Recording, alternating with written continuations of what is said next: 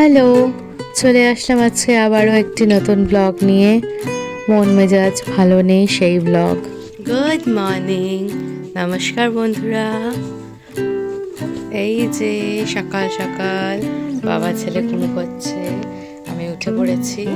মানে এটা তন্দ্রা, উঠবে এখন। ও বাই বাবাই, এই দেখছেন চোখটা পিটপিট করে একটু খুললো। ওর বাবাও চোখ করেছে। এই যে ও ভাই বাবাই বলেছে, এই তো আমার মা একটা ঘুম হয়ে গেছে, বলে ওঠো ওঠো ওঠো ওঠো, সবাই ডাকছে, বলছে ওঠো প্রিয়াংশু সোনা ওঠো, চলুন প্রিয়াংশুকে উঠাই। এসে গেছে আমাদের, আর প্রিয়াংশুর খাবার এসে গেছে। আজকে বিছানা ওঠানো হয়নি, প্রিয়াংশু সোনা খাচ্ছে। প্রিয়াংশু সবাইকে গুড মর্নিং নমো নমো বলে দাও। বাহ, ডিজাইন করে নমো নমো হচ্ছিল। আর এখানে মিস্টার মুখার্জি কফি খাচ্ছে। কফিটা ঠিক আছে? আর এই যে আমার কফি রাখা আছে, খাবো। পড়ে না যায়, সাবধানে। রেডি হয়ে গেছে প্রিয়াংশুর বাবা প্রিয়াংশুকে জুতো পরিয়ে দিচ্ছে, পুরো রেডি হয়ে গেছে। আমিও রেডি হয়ে গেছি, মানে ওকে স্কুলে ছেড়ে আমরা দুজনে একটু বাজার করে আনবো।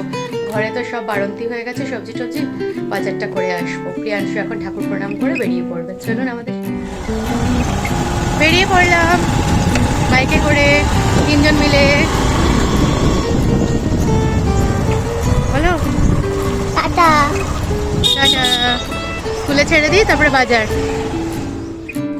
চলে আসলাম হীরাপুর মার্কেটে, এখানে মাছটা নিয়ে নেব। আর অন্য শাকসবজি নেওয়ার সময় নেই, কারণ ওর তো ডিউটি আছে, ও বেরিয়ে যাবে।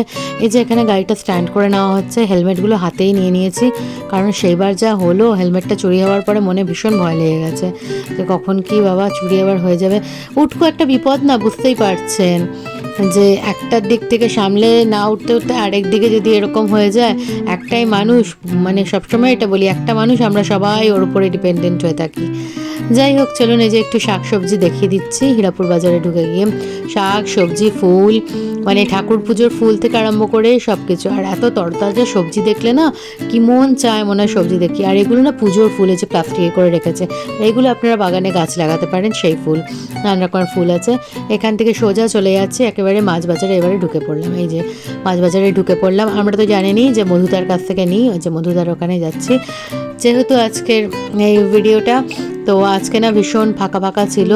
আর এইখানে এখন মানে ফাঁকাই থাকে সচরাচর, মানে এই টাইমটা লোক থাকে না। এই যে এই কাতলা মাছটা নেওয়া হলো, তো ফুলটা পুরোটা নিইনি, কারণ পুরোটা নেওয়া সম্ভব না, বড় দেখেই নেওয়া হলো। তো এটা এবারে কেটে নেওয়া হবে মাঝখান থেকে, গাদা পেটির জায়গাটা একসাথে নেওয়া হবে, মাথাটা আলাদা করে দেওয়া হয়, দিয়ে মাঝখান থেকে নেওয়া হয়। তো সেই বাস ওটাকে ভালো করে পিস করে, মানে পিস করার আগে ওটাকে ওজন করা নেওয়া হবে কতটা হচ্ছে। আমাদের এখানে মানে হাজব্যান্ডকে দেখাচ্ছে যে এতটা থেকে কাটবো, ও বলে দেয় হ্যাঁ এই থেকে কাটুন। ওই যে ব্যাস ওই দাদাটা কেটে দিল, এবারে ওজন করে নেবে যতটা হবে গাদা আর পেটি, এবারে ছাড়িয়ে ছুড়িয়ে দিয়ে দেবে। ব্যাস দিয়ে দেওয়া হয়ে গেছে। এবারে নিয়ে নিলাম, নিয়ে হীরাপুর মার্কেট থেকে বেরিয়ে যাচ্ছি। এই যে আবারও বাইকটা খুলছে, এরপরে বেরিয়ে পড়বো সোজা বাড়ি। এসে গেলাম মাছ নিয়ে, শুধু মাছটা নিলাম। এই যে মাছ নিয়ে রান্নাঘরে ঢুকছি, ভুলভাল চালিয়ে দিয়েছি। মাছটা এবার বের করে নেবো, হাত পা ধুই আগে একটু, বাইরে থেকে আসলাম তো, তারপরে এটা প্যাকটা করে নিই, ওর টিফিনটা রেডি করি, ও কাজে বেরিয়ে যাবে। আর এটা টাইম হয়ে গেছে, আমাকেও দৌড়াতে হবে এখন, তাড়াতাড়ি না করলে প্রিয়াংশুকে আনতে পারবো না স্কুল থেকে, বুঝতেই পারছেন। চলুন এবারে করি। হাত পা ধুয়ে নিলাম, ও স্নানে গেছে। তো আমি বললাম আগে আমি বিছানাটা উঠি, আগে ঘরের একবার প্রথম ঘর ঝাড় দিয়ে ঘর মুছে নিয়েছি সকালবেলা উঠে, কিচেন টিচেন সব। তো বিছানাটা উঠানো হয়নি, কারণ ঠান্ডা ঠান্ডা লাগছিল, ওই ভোরবেলার দিকে ঠান্ডাটা এখন থাকছে। বললাম ঠিক আছে এবারে আমি বিছানাটা উঠিয়ে নিই পরপর। আর এক দুদিন ঘরে না থাকলে অনেক কাজ বেড়ে যায়। ওখানে যে কম্বলটা উল্টো মানে একটু উঠে আছে, ওটা পরে গিয়ে আমি ঠিক করে নেব। এখন আমি এখান থেকে নিচে থেকে যতটা কাজ করার আমি করে নিই, করে নিয়ে সোজা কিচেনে যেতে হবে, ওর জন্য খাবারটা রেডি করে দেবো, ও বেরিয়ে যাবে। তো অনেকটা দূরের যাত্রা, তো তার জন্য খেয়ে দিয়ে পেটটা একটু টাইট করে নিয়ে গেলে কি ফট করে খিদা পাবে না। আর যদি পেটটা টাইট থাকে না তাহলে কাজবাজও ভালো করা যায়। এটা সবসময় আমার মা বলতো, পেটে যদি খিদা থাকে তাহলে পড়াশোনাও হয় না, অন্য কাজও হয় না। আর আমার চুলটার অবস্থা দেখছেন কি হয়েছে, তার লেন্থে বড় হয়েছে আর ভলিউম একেবারে নেই। যাই হোক, লেন্থটা যেহেতু হচ্ছে থাক, এখন পরে যাব। আর আমি না একটুখানি মানে আলসেমি করি, এই মানে চুল কাটতে, মানে পার্লার যেতে একটু আলসেমি আমার। মানে বছরে হয়তো খুব টেনে টুনে আমাকে কেউ কেউ মানে আমার হাজব্যান্ডই বলে বলে হয়তো 2বার কি 3বার তাও নিয়ে যেতে পারে, নয়তো আর হয় না। বলে যে আইব্রোসটা প্লাক করে নাও কিছু, আসলে নিজের জন্য টাইম পাই না। সত্যি বলুন তো, আপনারা যারা পুরো সংসারটা একা একা চালান, মানে হাজব্যান্ড আর আপনি, তার কিরকম অসুবিধা হয়। মানে হাজব্যান্ডকে সারাদিন রাত বাইরেই থাকতে হয়, এবার রাত্রিবেলা যে টাইমে আসে সেই টাইমে আর কি সংসারে সামলাবে। আর আমি সারাদিন এই প্রিয়াংশুকে নিয়েই থাকি, আপনারা ভালো করেই দেখেন। ওই মানে আমার জব টব সব কিছু, ওকে পড়াশোনা, ওকে ভালো শিক্ষা দেওয়া, ওরকে রেডি করা, এইসবই আমার চলতে থাকে। তো আমি কখন টাইমটা পাবো?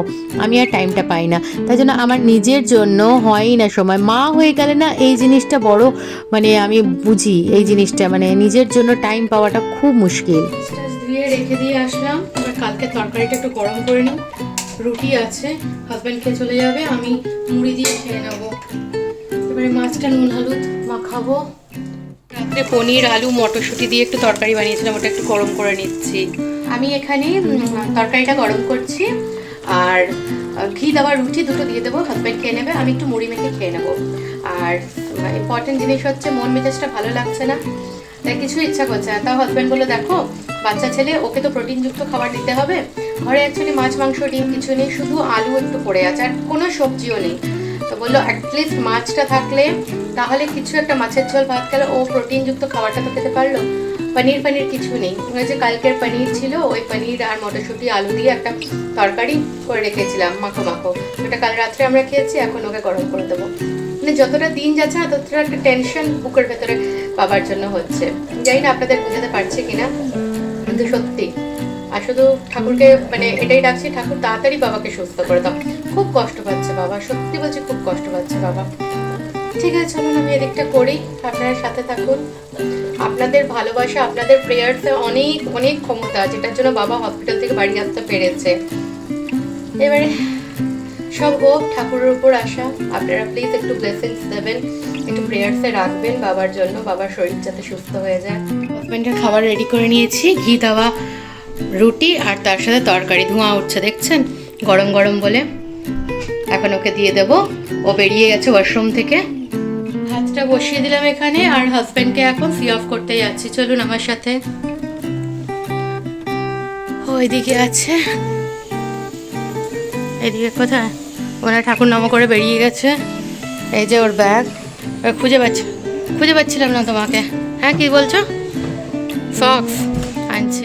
ভাত হয়ে গেছে এখানে আমাদের, আর এখানে মাছের ঝোলটা হচ্ছে, সিম্পল মাছের ঝোল করছি, জাস্ট জিরা দিয়ে আদা দিয়ে যে মাছের ঝোলটা সেটা করছি।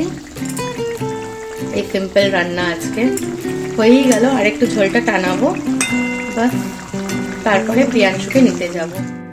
বেরোচ্ছি, রেডি হয়ে গেছি, ঘরের কাজও কমপ্লিট হয়ে গেছে, লাস্ট বার ঝাঁটিও নিয়েছি ঘরটা। এরপরে প্রিয়াংশুকে নিয়ে আসি, চলুন আমার সাথে, বাইরের পরিবেশটাও দেখাবো, চলুন।